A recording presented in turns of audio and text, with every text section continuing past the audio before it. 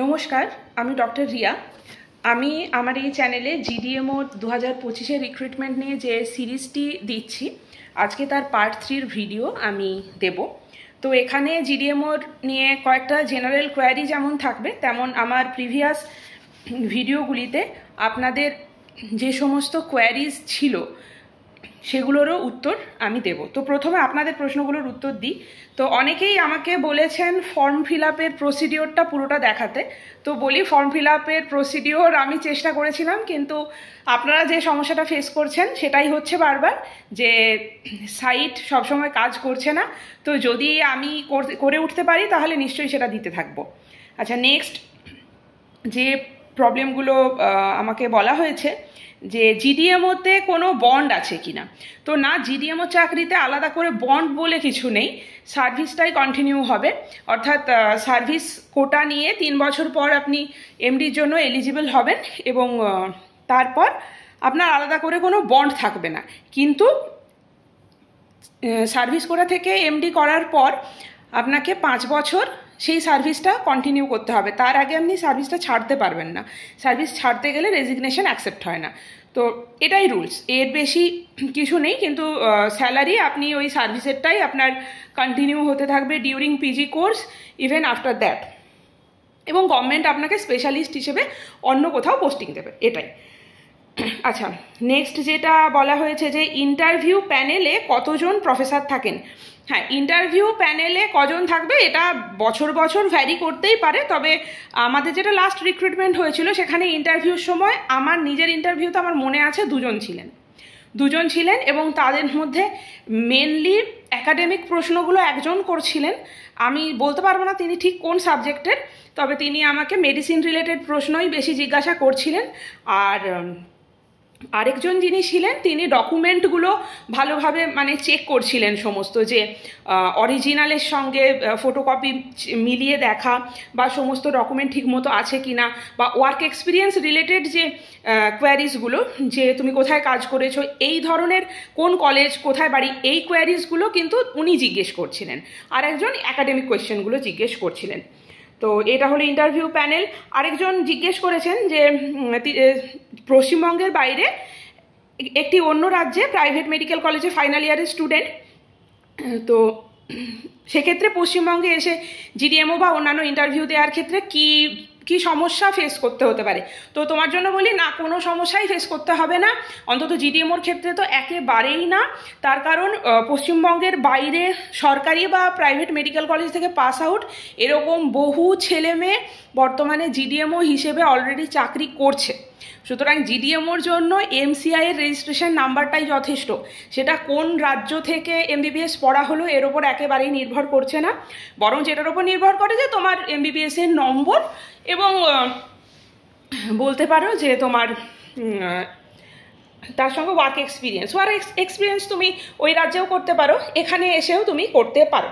আচ্ছা, আর একটা হচ্ছে যে অন্য রাজ্য থেকে যদি রেজিস্ট্রেশন নাম্বারটা যদি সেই রাজ্যের মেডিকেল কাউন্সিলের হয়, সেক্ষেত্রে আমি সাজেস্ট করব যে পশ্চিমবঙ্গে ফেরার পর একটা ওয়েস্ট বেঙ্গলে মেডিকেল কাউন্সিলে অ্যাপ্লাই করে এখানকার একটা রেজিস্ট্রেশন নাম্বারের জন্য আবেদন করতে, সেটা হয়েও যায়। এই গেল আপনাদের কোয়ারিগুলো। আরেকজন জিজ্ঞাসা করেছেন যে রেলওয়েতে কন্ট্রাকচুয়াল মেডিকেল অফিসার হিসেবে চাকরি করেছেন আমাদেরই রাজ্যে, সম্ভবত খড়গপুর। তো সেখানে সেটার এক্সপিরিয়েন্স এখানে কাউন্ট হবে কিনা। অবশ্যই কাউন্ট হবে, এইগুলো অবশ্যই কাউন্ট হবে। আর এই ধরনের ইন্টারভিউগুলো আমি দিতেও ভীষণভাবে এনকারেজ করব। আরেকজন জিজ্ঞাসা করেছেন যে অ্যাপ্লিকেশন প্রসেস বন্ধ হয়ে যাচ্ছে, তাহলে কি করব। হ্যাঁ, সার্ভার ডাউন হচ্ছে মাঝে মাঝে টেম্পোরারিলি, যেটা অনেক এক্সামের ক্ষেত্রেই হয়। পেমেন্ট রিলেটেড কিছু প্রবলেমও ফেস করতে হচ্ছে, আমি সাইটটা খুলেও দেখেছি কিছু দূর এগিয়ে। তো হ্যাঁ, এরকম প্রবলেম হচ্ছে, কিন্তু তোমাদের চিন্তার কোনো কারণ নেই। যেহেতু তোমাদের 3 সেপ্টেম্বর পর্যন্ত ডেট আছে, আমি সাজেস্ট করব ফার্স্ট হাফের দিকে একটু ট্রাই করো, বিকেলের পর না, ওয়ার্ক অফিস আওয়ার্স যে সময়টা, সেই সময়ের মধ্যে ট্রাই করো। আমার মনে হয়েছে যে ওই সময় একটু ফর্ম ফিল আপটা হয়ে যাওয়ার চান্স বেশি। অবশ্যই আমরা সকলেই চাই তাড়াতাড়ি ফর্ম ফিল আপটা হয়ে যাক। আর যাদের কোনো রকম ভুলভ্রান্তি হচ্ছে, ওখানে এডিট অপশানে গিয়ে সেটাকে ঠিক করতে হবে। আর হ্যাঁ, ফর্ম ফিল আপ করার সময় পুরো ফর্ম ফিল আপটা একদিনে না করে চেষ্টা করো দিনের মানে আলাদা আলাদা দিনে স্টেপ বাই স্টেপ সেটা করতে, তা সেক্ষেত্রে তাড়াহুড়োটাও কম হয়। আর বুঝতেই পারছো একবার ভুল হয়ে গেলে সেটা এডিট করা যাচ্ছে সবসময় এমনটাও নয়, তো সেই জন্য কাজটা একটু সচেতনভাবে করতে হবে। এরপর আমি আমার নিজের যে জিনিসগুলো আরও বলার আছে সেই জিনিসগুলো ডিসকাস করব।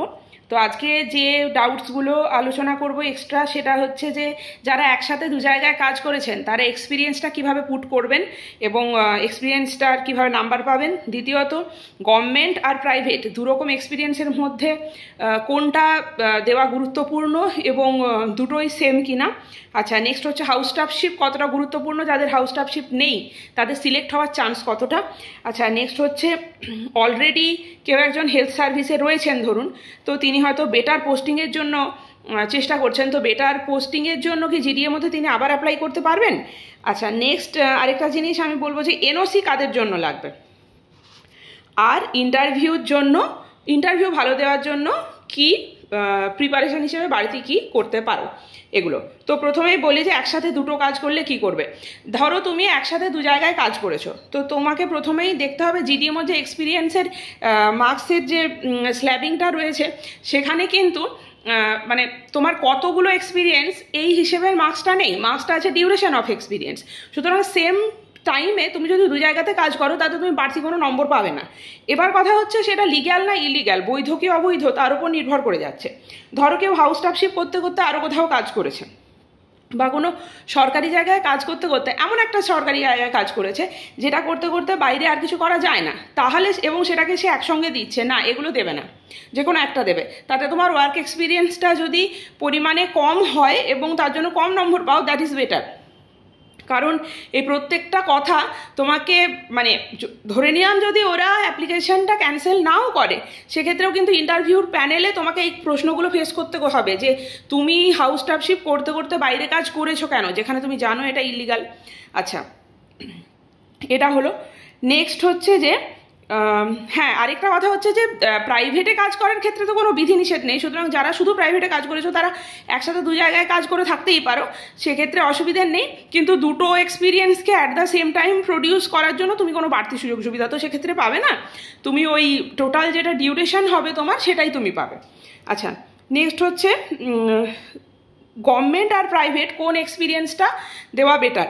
যে দেখো যদি দু জায়গাতে একই সময় কাজ করে থাকো তাহলে জিডিএমওর ক্ষেত্রে গভর্নমেন্ট আর প্রাইভেট দুরকম এক্সপিরিয়েন্সে দুটোতেই 6 মান্থসের কমে কোনো নম্বর নেই এবং 6 মাস থেকে 1 বছর পর্যন্ত দুটোতেই 3 নম্বর করে, সে হাউস স্টাফশিপ হোক বা গভর্নমেন্টে কোনো কন্ট্রাকচুয়াল হোক বা প্রাইভেটের কোনো কাজ হোক। তো এইবারে দুটোকেই সমান নম্বর দিয়েছে, যদিও আগে হাউস স্টাফশিপের জন্য বাড়তি একটা নম্বর থাকতো, কিন্তু এবারে যেহেতু সেটা নেই সুতরাং সেইভাবে ভেবে লাভ নেই। এক্ষেত্রে তুমি যেটাই দাও মার্কস তুমি একই পাবে। তবুও আমি বলবো যে যদি দু জায়গার এক্সপিরিয়েন্স থাকে সেক্ষেত্রে গভর্নমেন্টেরটা দেওয়া একটু বেটার, কারণ ইন্টারভিউ বোর্ডে সেইটা বেটার ইমপ্রেশন ক্যারি করবে। আচ্ছা, এরপর হচ্ছে হাউস স্টাফশিপের গুরুত্ব কতটা। কোনো গুরুত্বই বাড়তি নেই এই বছরের নিয়ম অনুযায়ী, অন্তত পক্ষে। আগে ছিল হাউস স্টাফশিপের গুরুত্ব, আবার আগামী দিনে কী নিয়ম আসবে সেটাও আমরা জানি না। তো এক্ষেত্রে হাউস স্টাফশিপের কোনো গুরুত্বই থাকছে না। প্রাইভেটে যে কাজ করেছে তার যা গুরুত্ব, যিনি হাউস স্টাফশিপ করেছেন তারও সেমই গুরুত্ব, কারণ নম্বর দুজনেই 6 মাস থেকে 1 বছরের জন্য 3 নম্বরই পাবে, তার বেশি তুমি পাবে না। তার বেশি হাউস স্টাফশিপ করা থাকলে তখন পাবে। তো এটা গেল হাউস স্টাফশিপের কতটা গুরুত্ব।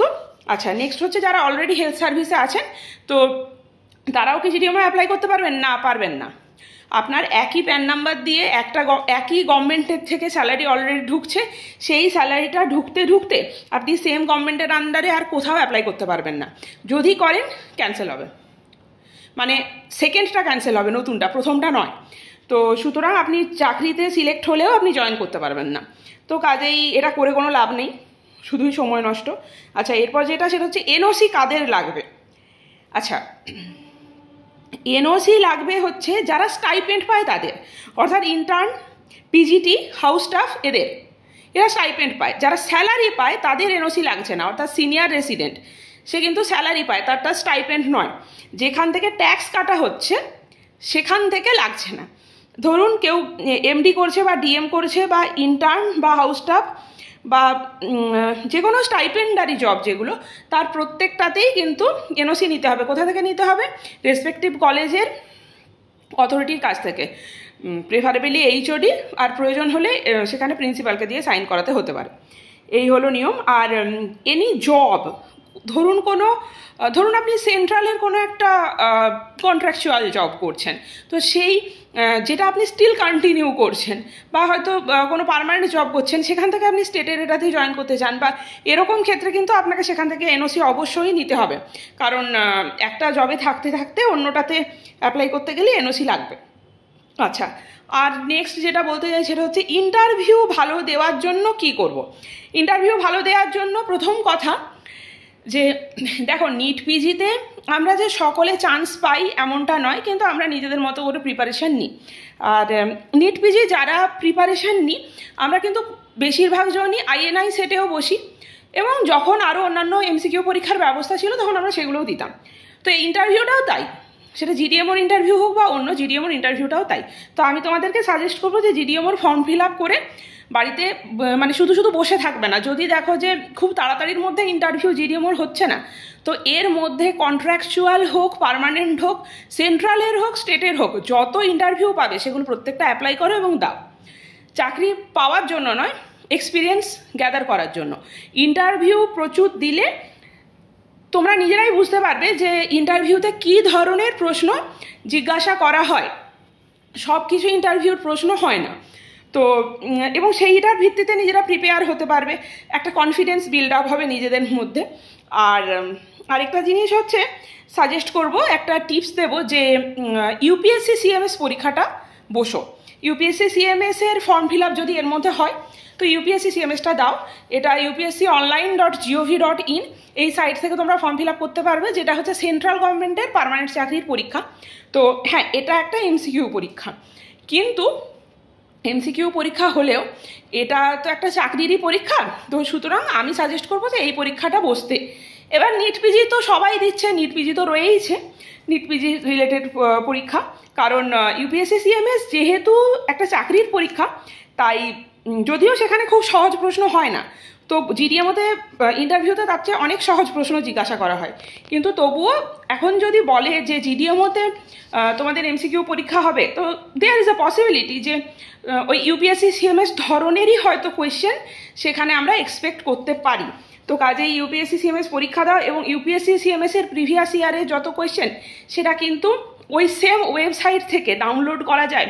অন্তত লাস্ট 5 বছরের প্রশ্ন এবং তার আনসার কি সহ তোমরা ওখান থেকে ডাউনলোড করতে পারবে, এবং ডাউনলোড করে সেগুলো তোমরা প্র্যাকটিস করতে পারবে যদি পরীক্ষা এমসিকিউ পরীক্ষার কথা হয়। আর প্রচুর ইন্টারভিউ দেওয়া উচিত। তো এগুলোই ছিল আমার আজকে যে বিষয়গুলো আলোচনা করা ছিল সেগুলো। তো তোমাদের যদি আরও কিছু জানার থাকে তোমরা আমাকে কমেন্ট করে জানাও, আমরা সেটার উত্তর দেব পরবর্তী ভিডিওতে। আর আরও বেশ কিছু জিনিস বলার আছে, কিন্তু একটা ভিডিওর মধ্যে সব কিছু বলা সম্ভব নয়, কারণ এই জিডিএমওর রুলস নিয়ে যদি এখন একটা ভিডিও করি সেটা অতিরিক্ত বড় হয়ে যাবে। তো আমি পার্ট বাই পার্ট আস্তে আস্তে যেভাবে পারবো ভিডিওগুলো করব। তো থ্যাংক ইউ সকলকে, টাটা।